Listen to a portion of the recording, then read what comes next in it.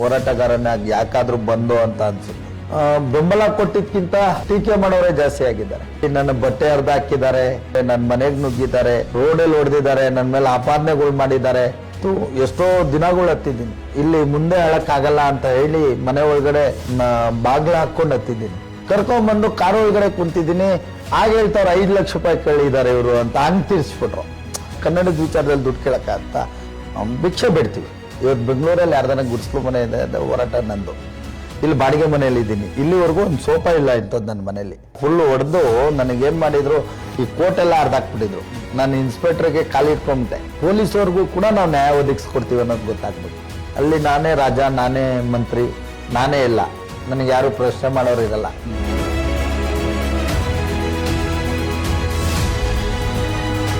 ಎಲ್ರಿಗೂ ನಮಸ್ಕಾರ. ವಿಶೇಷ ಕಾರ್ಯಕ್ರಮಕ್ಕೆ ಸ್ವಾಗತ.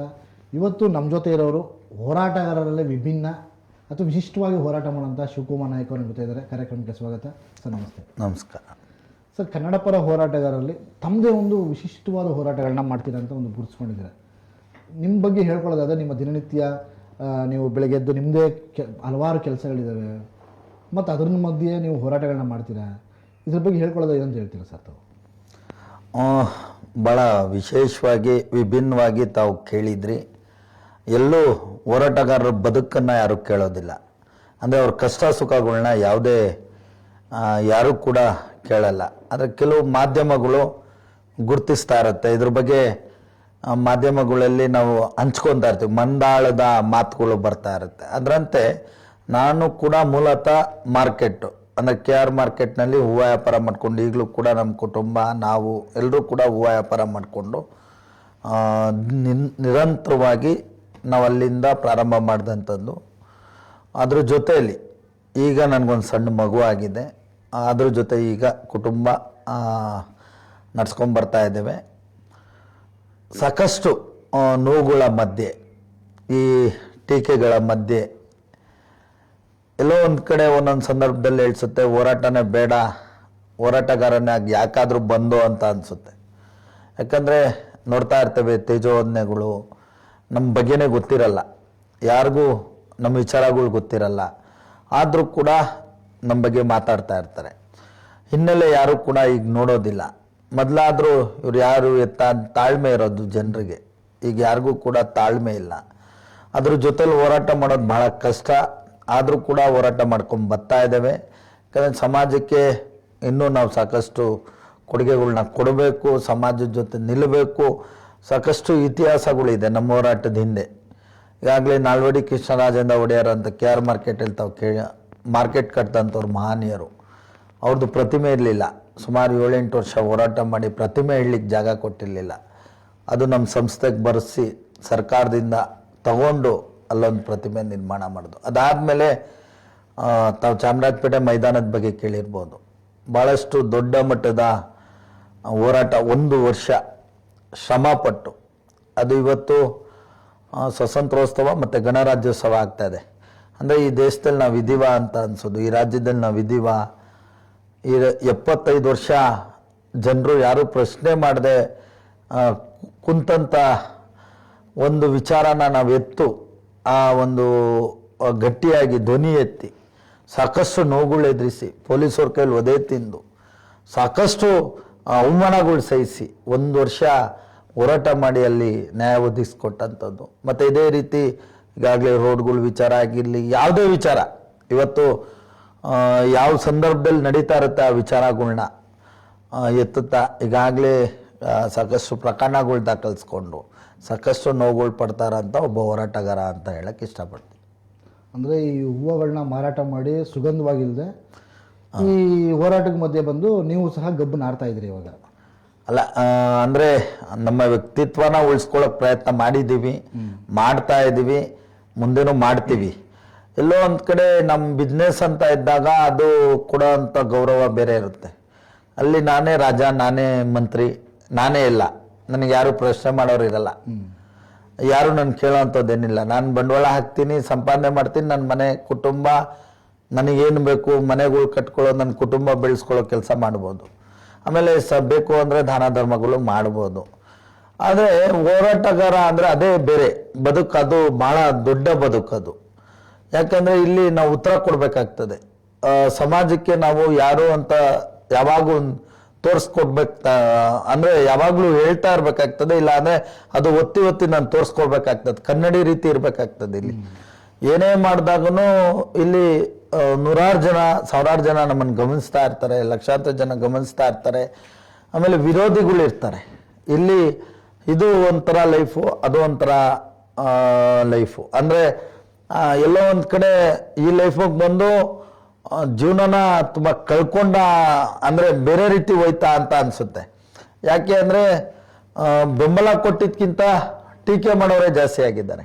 ಅಂದರೆ ಈ ಹೋರಾಟಗಾರರಿಗೆ ಹೋರಾಟ ಮಾಡಬೇಕಾದ್ರೆ ಅವಾಗ ಬೆಂಬಲ ಸಿಗ್ತಾ ಇತ್ತು. ಇವಾಗ ನಿಮಗೆ ಏಕಾಏಕಿ ನಿಮ್ಮ ಫ್ಯಾಮಿಲಿಗಳಿಗೆ ತೇಜೋವಧೆ ಮಾಡ್ತಾರೆ, ನಿಜ. ಕೆಡದಾಗೆ ಕಮೆಂಟ್ಗಳು ಬರ್ತವೆ. ಇದನ್ನೆಲ್ಲ ನಿಮ್ಮ ಮನೆಯವರು ಹೆಂಗೆ ಜೀವನಿಸ್ಕೋತಾರೆ? ಇಲ್ಲ, ಅದು ನಮ್ಮ ಪುಣ್ಯ. ಅಂದರೆ ನಮ್ಮ ಕುಟುಂಬ, ನನ್ನ ಧರ್ಮಪತ್ನಿ, ನಾನೇನಾದರೂ ಇವತ್ತು ಹೋರಾಟದಲ್ಲಿ ಸಾಕಷ್ಟು ರೀತಿ ನನ್ನ ಬಟ್ಟೆ ಹರಿದು ಹಾಕಿದ್ದಾರೆ, ನನಗೆ ಸಾಕಷ್ಟು ತೇಜೋವಧೆ ಮಾಡಿದ್ದಾರೆ, ನನ್ನ ಮನೆಗೆ ನುಗ್ಗಿದ್ದಾರೆ, ರೋಡಲ್ಲಿ ಹೊಡೆದಿದ್ದಾರೆ, ನನ್ನ ಮೇಲೆ ಆಪಾದನೆಗಳು ಮಾಡಿದ್ದಾರೆ. ಎಷ್ಟೋ ಸತಿ ನೋವುಗಳು ಪಟ್ಟಿದ್ದೀನಿ. ನಾನು ಎಷ್ಟೋ ದಿನಗಳು ಹತ್ತಿದ್ದೀನಿ. ಅಂದರೆ ನಾನು ಇಲ್ಲಿ ಮುಂದೆ ಹೇಳೋಕ್ಕಾಗಲ್ಲ ಅಂತ ಹೇಳಿ ಮನೆ ಒಳಗಡೆ ಬಾಗಿಲು ಹಾಕ್ಕೊಂಡು ಹತ್ತಿದ್ದೀನಿ. ಯಾಕೆ ನನಗೆ ದೇವರು ಈ ಶಿಕ್ಷೆ ಕೊಟ್ಟೆ ಅಂತ ಅನಿಸುತ್ತೆ ಕೆಲವೊಂದು ಸಂದರ್ಭ. ಯಾರು ಕೂಡ ನಾವು ಬಿದ್ದೋದಾಗ ಕೆಲವೊಬ್ರು ಬರೋದಿಲ್ಲ. ಅಂದರೆ ನಮ್ಮನ್ನು ಇನ್ನೂ ಪರೀಕ್ಷೆ ಮಾಡ್ತಾ ಇರ್ತಾರೆ. ಈಗಾಗಲೇ ಪರೀಕ್ಷೆ ಮಾಡಿದ್ರು ಗೊತ್ತಿರುತ್ತೆ ಶಿವಕುಮಾರ್ ಯಾರು ಅನ್ನೋದು ಗೊತ್ತಿದ್ರು ಕೂಡ ಇಲ್ಲೂ ಹೋರಾಟದಲ್ಲೂ ಕೆಲವೊಂದು ಕಾಂಪಿಟೇಟರ್ ಅಂತ ಇರ್ತಾರೆ. ಅಂದರೆ ಶಿವಕುಮಾರ್ ಇನ್ನೂ ಕಿರಿಯನೇ ಇಲ್ಲ ಅಂತ ನಾನು ಹೇಳೋದಿಲ್ಲ. ನನ್ನ ಹೋರಾಟ ಹಿರಿದಿರ್ಬೋದು, ನನ್ನ ಕಿರಿಯೋನಿರ್ಬೋದು. ಆದರೆ ಕೆಲವ್ರಿಗೆ ಅದಿರುತ್ತೆ, ಇವನ್ಗೆ ಆಗಿರೋದು ಒಳ್ಳೇದು ಅಂತಲೂ ಇರುತ್ತೆ. ಕೆಲವೊಂದು ಸತಿ ಮೊನ್ನೆ ನಿಮ್ಗೊಂದು ಘಟನೆ ನೆನಪಿಸ್ತೀನಿ. ಇದು ಚರ್ಚು ಅಶೋಕ್ ಇದು ಬರುತ್ತೆ, ಅಂದರೆ ಜಯನಗರದ್ದು. ನನಗೆ ಏನಾಯಿತು, ನಾನು ಆ ಚರ್ಚ್ ಅಂತ ಗೊತ್ತಿಲ್ಲ ನನಗೆ. ನನ್ನ ಅಪಾರ್ಟ್ಮೆಂಟ್ ಇದೆ, ಅದು ತಕ್ಷಣ ಕಾರಲ್ಲಿ ಹೋಗ್ತಾ ಇದೆ, ಅಪಾರ್ಟ್ಮೆಂಟ್ ಇದೆ ಅಂದ್ಬಿಟ್ಟು ನಾನೇನು ಮಾಡಿದೆ, ಆ ಚರ್ಚ್ ಮುಂದೆ ತಮಿಳು ಇದು ಹಾಕಿದ್ರು. ನಾನು ಹೋಗಿ ಇದನ್ನು ಏಕಾಏಕಿ ಒಂದು ಲೈವ್ ಮಾಡಿ ಇದನ್ನು ಜಾಗೃತಿ ಮೂಡಿಸ್ಬೇಕು ಅಂತ ಹೇಳಿ ನಾನು ಲೈವ್ಗೆ ಎತ್ಕೊಂಡೆ. ಬಂದಾದ್ಮೇಲೆ ಅವ್ರು ಬಂದರು. ಬಂದಂಥವ್ರು ಒಂದಿಬ್ರು ಮೂವರು ಬತ್ತಾ ತಮಿಳು ಇದ್ರೆ ಏನು ಅನ್ನೋ ರೀತಿ ಪ್ರಶ್ನೆ ಆಯಿತು. ನನಗೆ ಆಕ್ರೋಶ ಆಯಿತು. ಏನಕ್ಕೆ ತಮಿಳು ಇರಬೇಕು ಅಂತಾರೆ ಇವರು ಅಂತ ಹೇಳಿ ನಾನೇನು ಮಾಡಿದೆ, ಸ್ವಲ್ಪ ಏರು ಧ್ವನಿಯಲ್ಲಿ ನಾನು ಆಕ್ರೋಶ ವ್ಯಕ್ತಪಡಿಸಿದೆ. ಅವನು ಯಾರೋ ಬಂದವನು ಇದ್ರೆ ಏನೋ ನೋಟು ಇರುತ್ತಲ್ಲ, ಅದರಲ್ಲಿ ತಮಿಳು ಇಲ್ವಾ, ಬೇರೆ ಭಾಷೆಗಳಿಲ್ವಾ, ಅದನ್ನು ನೀವು ಚೇಂಜ್ ಮಾಡೋಕ್ಕಾಗುತ್ತಾ? ಈ ರೀತಿ ಬೇರೆ ಬೇರೆ ರೀತಿ ವಾತಾವರಣ ನಿರ್ಮಾಣ ಮಾಡ್ದ ಅವನು. ಆಗ ಅವನಿಗೆ ನಾನು ತಿಳಿ ಹೇಳೋಕ್ಕೆ, ಬುದ್ಧಿ ಹೇಳೋಕ್ಕೆ ಪ್ರಯತ್ನ ಪಟ್ಟೆ. ಆದರೂ ಕೂಡ ಅವಾಗ ತಕ್ಷಣ ಎಷ್ಟು ಜನ ಸೇರ್ಕೊಂಡ್ರು ಅಂದರೆ ಒಂದು 100 ಜನದ ಮೇಲೆ ಸೇರ್ಕೊಂಡ್ಬಿಟ್ರು.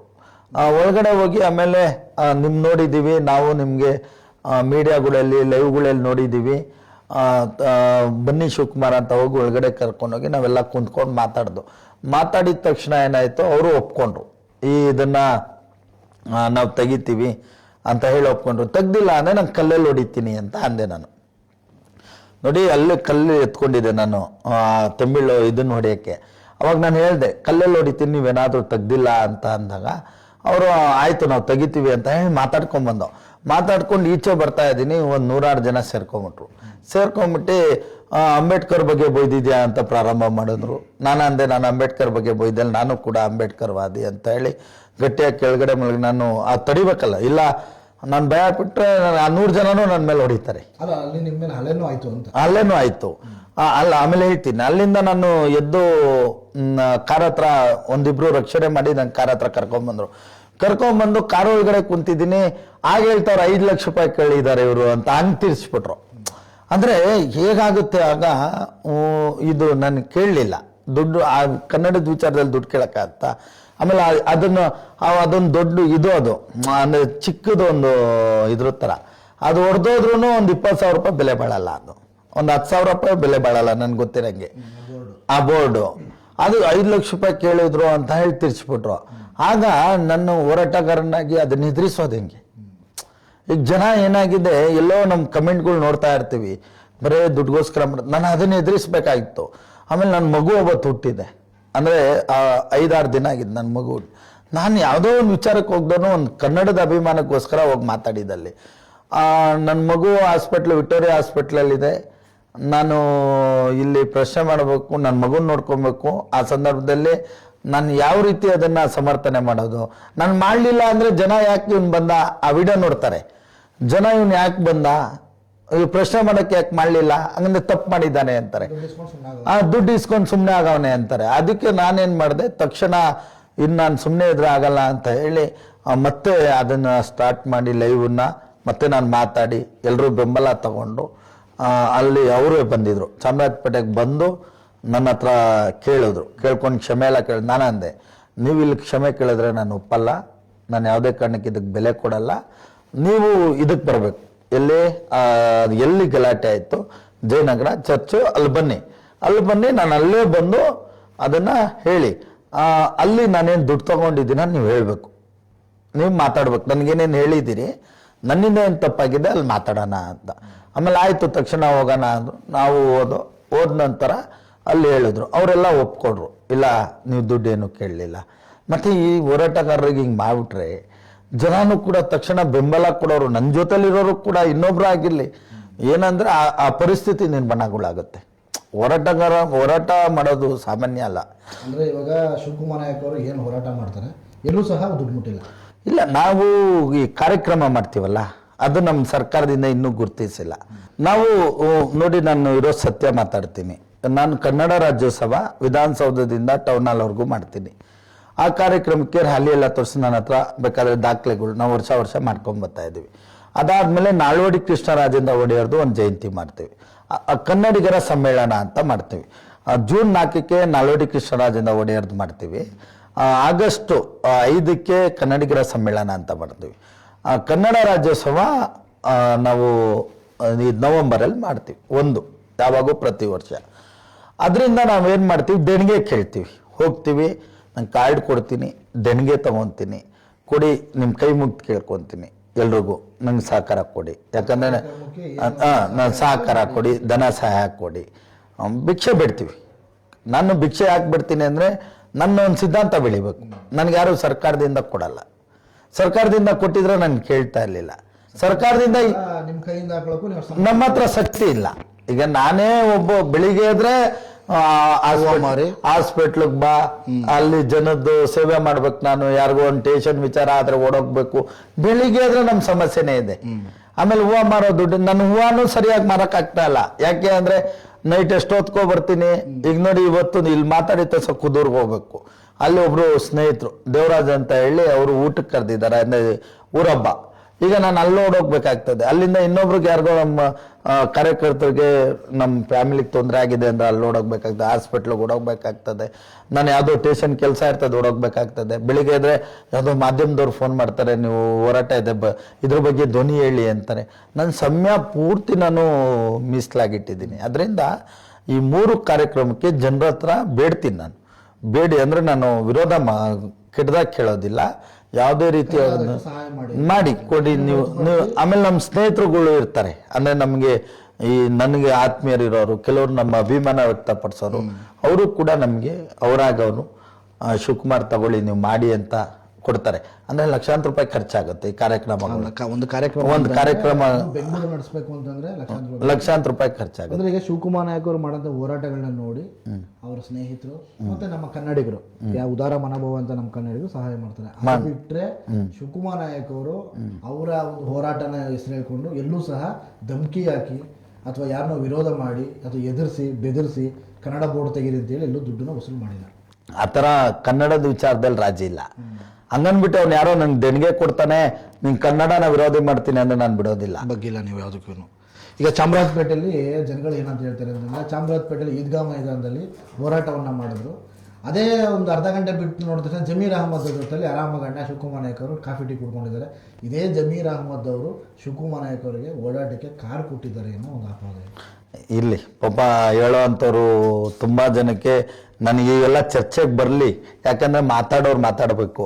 ನನ್ನ ಕಾರು ನಾನು ಅದು ಈಗ ತಗೊಂಡಿದ್ದೀನಿ, ಅಂದರೆ ಕಾರು ಅದು 7 ಲಕ್ಷ ರೂಪಾಯಿ, 7 ಲಕ್ಷದ 7.5 ಲಕ್ಷ, ಅಂದರೆ ಎಲ್ಲ ಖರ್ಚೆಲ್ಲ ಆಗಿ. ಅದು ಫಾರ್ಚುನರು, ಅದು ಎಲ್ಲ ಫುಲ್ ಈಗ ರೆಡಿ ಮಾಡಿಸ್ಕೊಂಡು ಒಂದೊಂದು ಇದು ಮಾಡ್ಕೊಂಡೆ 2.5 ಲಕ್ಷ ರೂಪಾಯಿ ಒಡವೆ ಇಟ್ಟಿದ್ದೀನಿ.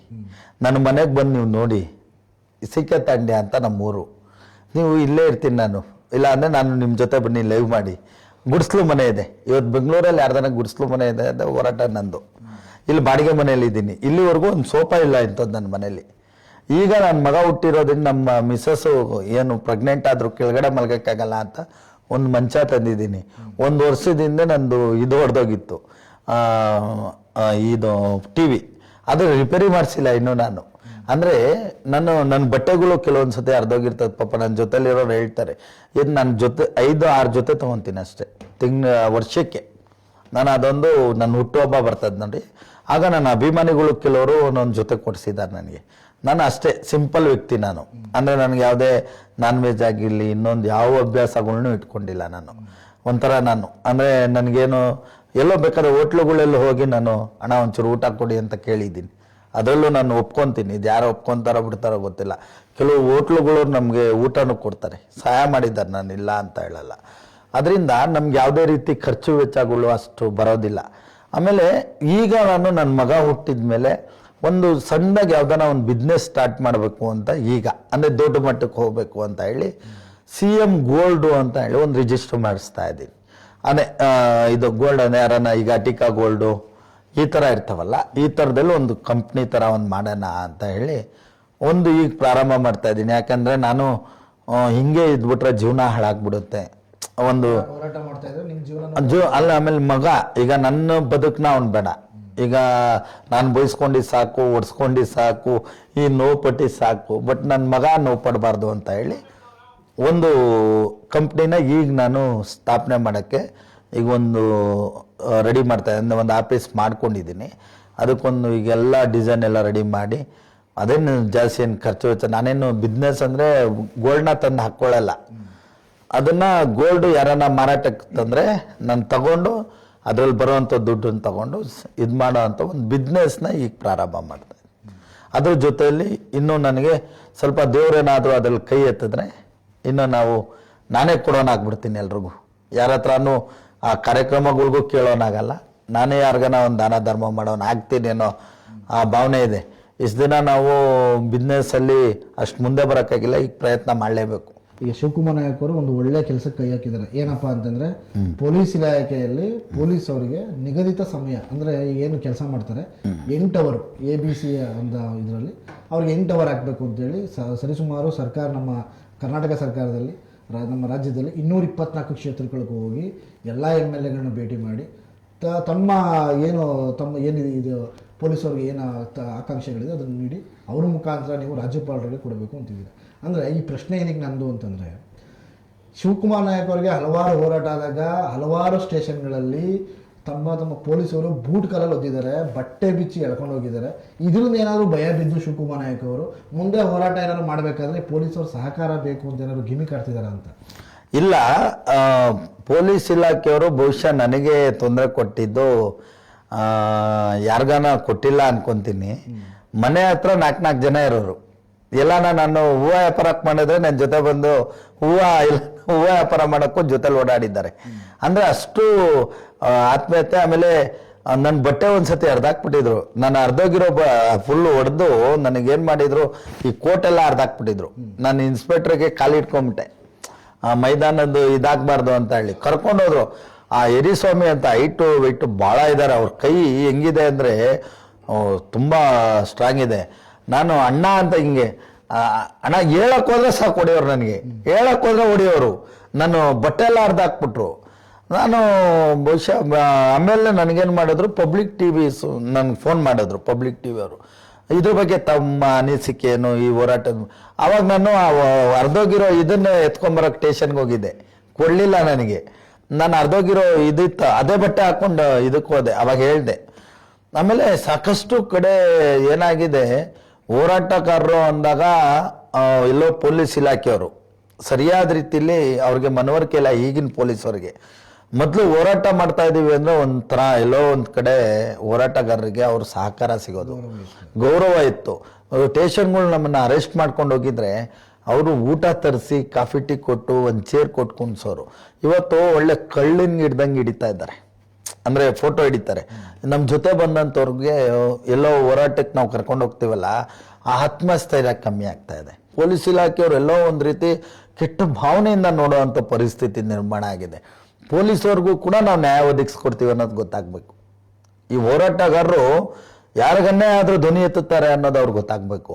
ಹೋರಾಟ ಅಂತ ಬರೋವಂಥದ್ದು ಯಾವುದೇ ಕಾರಣಕ್ಕೂ ಆಸೆ ಆಕಾಂಕ್ಷೆಗಳಿಗೆ ಹೋರಾಟಕ್ಕೆ ಬರಲ್ಲ.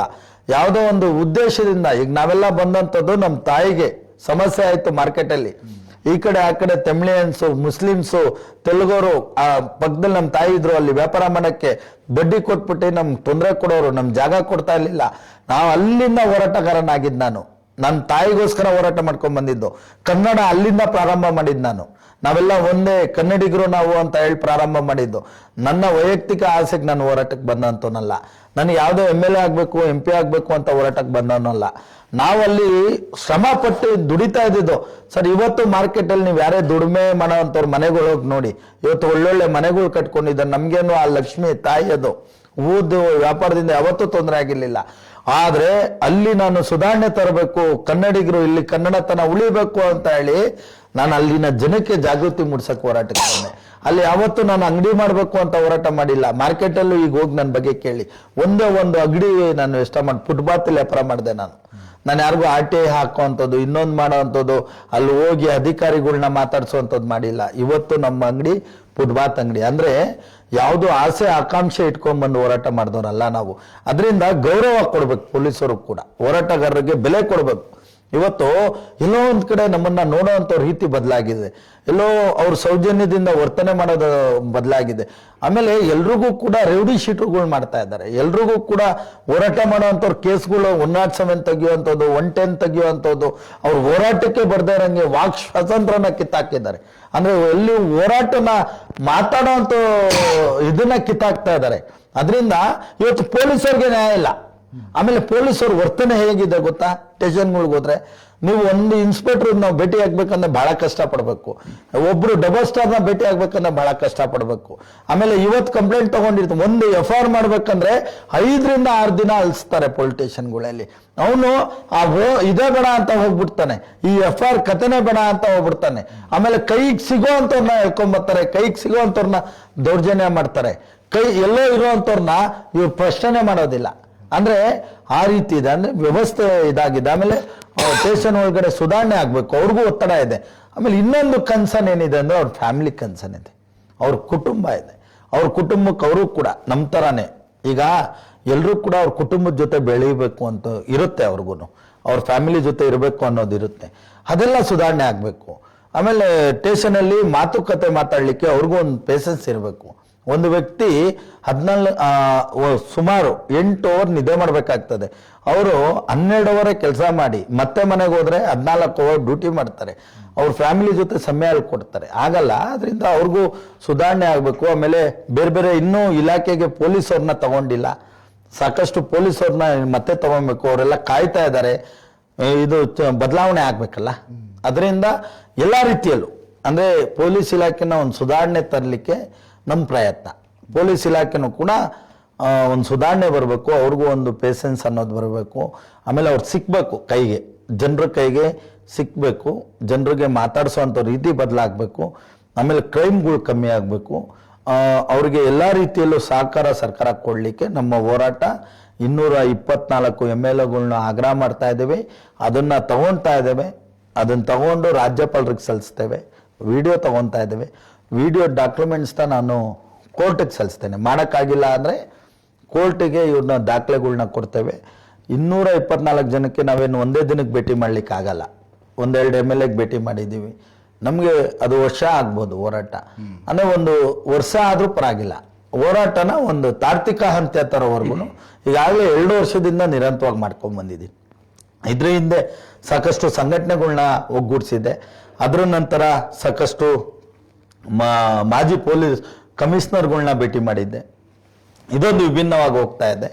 ಇನ್ನೂ ಇದನ್ನ ಬೇರೆ ಬೇರೆ ರೀತಿಯಲ್ಲಿ ಜನಸಂಪರ್ಕ ಮಾಡೋವಂಥದ್ದು, ಹೋರಾಟ ಮಾಡೋವಂಥದ್ದು, ಪೊಲೀಸ್ ಇಲಾಖೆ ಸುಧಾರಣೆ ಆಗಬೇಕು ಅನ್ನೋದು ನನ್ನ ವಾದ.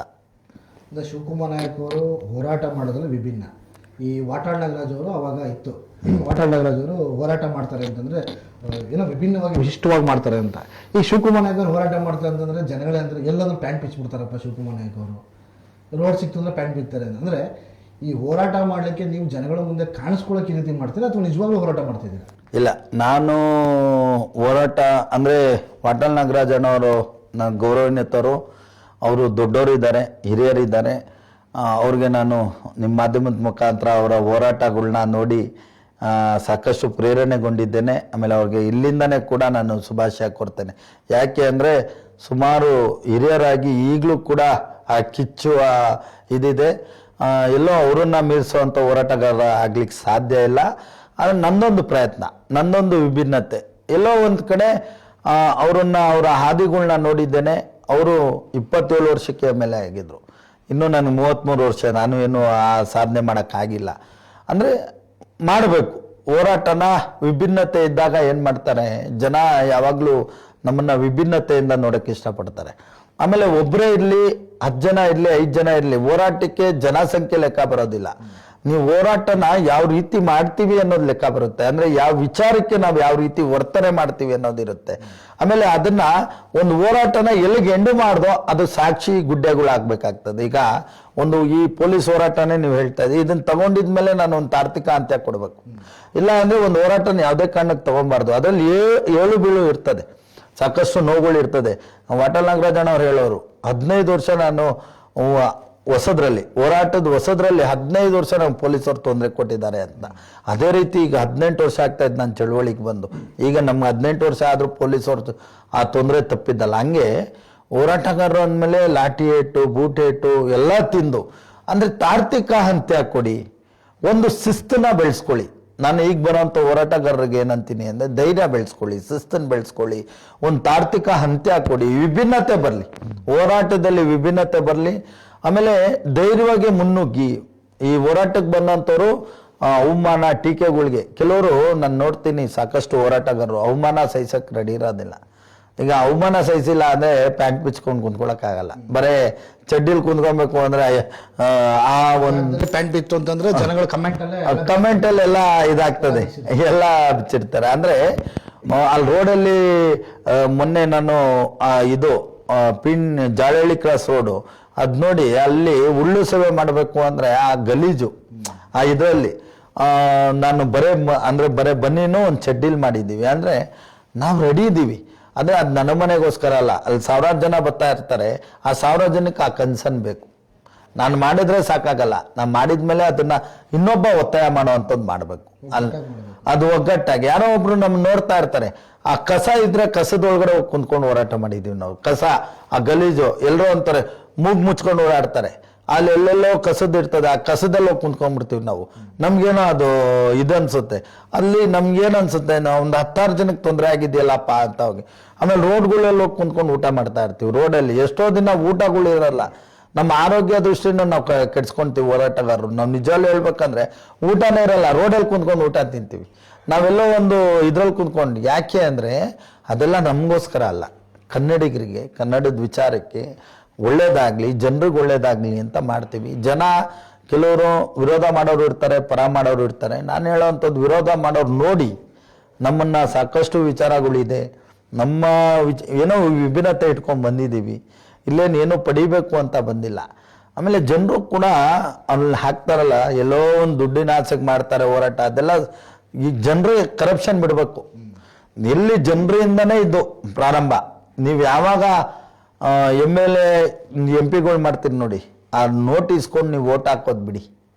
ಆಗ ಇದು ಎಲ್ಲರೂ ಪ್ರಶ್ನೆ ಮಾಡಿ, ತಾವು ಕೂಡ ಇದರಲ್ಲಿ ಭಾಗಿದಾರರಾಗ್ತಾ ಇದ್ದೀರಿ. ಈ ಎಲ್ಲ ಭ್ರಷ್ಟಾಚಾರಕ್ಕೂ ಭಾಗಿದಾರರು ಎಲ್ರಿಂದಾನು ಆಗ್ತಾ ಇದೆ, ಎಲ್ರಿಂದಾನು ಆಗ್ತಾ ಇದೆ. ನಾನು ನಿಂತ್ಕೊಂತೀನಿ, MLA ಗೆಲ್ಸ್ತಾರಾ? ನಾನು ಕಾರ್ಪೊರೇಟರ್ಗೆ ನಿಂತ್ಕೊಂತೀನಿ, ಗೆಲ್ಸ್ತಾರಾ? ನನ್ನ ಹತ್ರ ಜನಗಳೇ ಹೇಳ್ತಾ ಇರೋದು ಈ ರೀತಿ ಹೋರಾಟಗಳನ್ನ ಮಾಡಿಕೊಂಡು ಅಥವಾ ಜನಗಳ ಮುಂದೆ ಫೇಮ್ ಬರ್ತಾ ಇರೋದು ಇವ್ರು ಎಲೆಕ್ಷನ್ ನಿಂತ್ಕೊಳ್ಳೋಕೆ. ಹಂಗಲ್ಲ, ಏನು ಗೊತ್ತಾ, ಒಂದು ಇಲ್ಲಿ ಏನೇ ಮಾಡ್ಬೇಕಂದ್ರೂ ಜನರು ಸಹಕಾರ ಬೇಕಲ್ಲ. ಒಂದು ಯಾರೋ ಒಂದು ಒಳ್ಳೇದು ಮಾಡ್ತೀನಿ ಅಂತ ಬಂದವನು ಸಹಕಾರ ಕೊಡ್ಬೇಕಲ್ಲ, ತೇಜೋವಧನೆ ಮಾಡಬಾರ್ದಲ್ಲ. ನಾನು ಅದನ್ನ ಹೇಳ್ತಾ ಇರೋಂಥದ್ದು. ನಾನು MLA ಆಗ್ಬಿಟ್ಟೆ ನನ್ನ ಮನೆಗೆ ಇದು ಮಾಡೋದಿಲ್ಲ ಅಂದ್ರೆ ಗೆಲ್ಸ್ತಾರ ಜನ? ಆಗುತ್ತಾ? MLA ನಿಲ್ಲಕ್ಕೆ ಅಂದ್ರೆ 100 ಕೋಟಿ ಹೋಗಿದೆ. ಈಗ ಒಂದು MLA ನಿಲ್ಬೇಕಂದ್ರೆ 100 ಕೋಟಿ ಯಾರಿಗೆ ಚೆಲ್ತಾವ್ರೆ ಜನರು. ನೀವು ಎಲ್ಲರೂ ಸಹಕಾರ ಸಿಕ್ಕಿದಾಗ ಮಾತ್ರ ಇದು ಸಾಧ್ಯ. ಎಲ್ಲರೂ ನಿರಂತರವಾಗಿ ಒಳ್ಳೆ ವಿಚಾರಗಳಿದ್ದಾಗ ಎಲ್ಲರೂ ಬೆಂಬಲ ಸಿಕ್ಕಿದ್ರೆ ಮಾತ್ರ ಸಾಧ್ಯ ಬದಲಾವಣೆ ಮಾಡಲಿಕ್ಕೆ. ನನ್ನೊಬ್ಬನಿಂದ ಸಾಧ್ಯ ಇಲ್ಲ. ನಾನೊಬ್ಬ ವಿಚಾರನ ಜನರ ಮುಂದೆ ಇಡ್ಲಿಕ್ಕೆ ಸಾಧ್ಯ ಮಾಡ್ತಾ ಇದ್ದೀವಿ, ಪ್ರಯತ್ನ ಮಾಡ್ತಾ ಇದ್ದೀವಿ. ನನ್ನ ಕೈಲಿ ಆಗಿದ್ದು ಬಗೆಹರಿಸಿದ್ವಿ. ಎಷ್ಟೋ ಲಕ್ಷಾಂತರ ರೂಪಾಯಿ ಈಗ ಮನೆ ಕಟ್ಟಲಿಕ್ಕೆ 2-3 ಲಕ್ಷ ಕೊಡ್ತಾರೆ. ನಾನು ಎಷ್ಟೋ ಹಾಸ್ಪಿಟ್ಲುಗಳು, ಆ ಹಾಸ್ಪಿಟ್ಲುಗಳಲ್ಲಿ 2 ಲಕ್ಷ 3 ಲಕ್ಷ ಬಿಡಿಸಿದೀವಿ. ನೈಟ್ 1 ಗಂಟೆವರೆಗೂ ಹೋರಾಟ ಮಾಡಿದ್ದೀವಿ, 2 ಗಂಟೆಗೆ ಮಾಡಿದ್ವಿ, 5 ಗಂಟೆಗೆ ಹೋಗಿ ಆ ಜನರ ಪರವಾಗಿ ಹೋರಾಟಗಳು ಮಾಡಿದ್ದೀವಿ. ಅಂದ್ರೆ ನಮ್ಗೇನು ಕೆಲಸ ಇಲ್ಲ ಅಂತಲ್ಲ, ನನ್ನ ಜೀವನನೇ ಜನರಿಗೋಸ್ಕರ, ಈ ಕನ್ನಡಿಗರಿಗಾಗಿ ಮುಡುಪಾಗಿಟ್ಟಿದ್ದೀವಿ. ಎಲ್ಲೋ ನನ್ನ ಕಡೆಯಿಂದಾನು ತಪ್ಪುಗಳಾಗಿರ್ಬೋದು, ಇಲ್ಲ ಅಂತ ನಾನು ಹೇಳೋದಿಲ್ಲ. ಅದು ವ್ಯವಸ್ಥೆ. ಈಗ ನಾನು ವಾರಕ್ಕೆ 3 ದಿನ ಹೋಗಿ ಕೋರ್ಟ್ಗಳಲ್ಲಿ ನಿಂತ್ಕೊಂತೀನಿ, ಕೇಸ್ಗಳು ಹಾಕಿದ್ದಾರೆ. ನನ್ನ ಕಡೆಯಿಂದನೂ ನಾನು ಮಾತಾಡುವಾಗ ಎಲ್ಲೋ ಒಂದು ಏಕವಚನದಲ್ಲಿ ಮಾತಾಡಿರ್ಬೋದು, ಅಥವಾ ನನ್ನ ನಡತೆನೇ ಯಾರಿಗಾನ ಬೇಸರ ತಂದಿರ್ಬೋದು, ಇಲ್ಲ ಅಂತ ಹೇಳೋದಿಲ್ಲ. ಆದರೆ ನಾನು ನಿಜವಾಗಿ ಬಂದಿರುವಂಥದ್ದು ಈ ನಾಡಿನ ಜನರ ಪರವಾಗಿ, ಈ ನಾಡಿನ ಬದಲಾವಣೆಗಾಗಿ. ಏನೋ ಒಂದು ನನ್ನಲ್ಲೂ ಒಂದು ವಿಭಿನ್ನತೆ ಇದೆ. ವಿಭಿನ್ನವಾಗಿ ಏನೋ ಒಂದು ಸಮಾಜಕ್ಕೆ ನಿರ್ಮಾಣ ಮಾಡೋಣ ಅಂತ ಬಂದಿದ್ದೀನಿ. ಏನೋ ಇದರಿಂದ ಏನೋ ಮಾಡೋದಾದ್ರೆ ಬಿಸ್ನೆಸ್ ಮಾಡ್ಕೊತಾ ಇದ್ದೆ. ಈ ಟೈಮ್ ನಾನು ಕೊಡೋಂಥ ಅವಶ್ಯಕತೆ ಇರಲಿಲ್ಲ. ಈ ಜನಗಳ ಅವಕಾಶ ಕೊಟ್ಟರೆ MLA ಆಗಿ ಏನು ಸಾಧನೆ ಮಾಡಬೇಕು ಮಾಡಿ ತೋರಿಸ್ತೀರಾ ಜನಗಳಿಗೆ? ಖಂಡಿತ. ರೋಡಲ್ಲಿ ಮಲಗಿಂದ ಈಗಲೇ ಮಲಗ್ತಾ ಇದೀವಿ. ಅಂದ್ರೆ ಅಧಿಕಾರಿಗಳು ನಮ್ಮ ಮಾತುಗಳನ್ನ ಕೇಳ್ಬೇಕಂದ್ರೆ ನಮಗೂ ಒಂದು ಶಕ್ತಿ ಬೇಕು. ಅಧಿಕಾರ ಬೇಕು.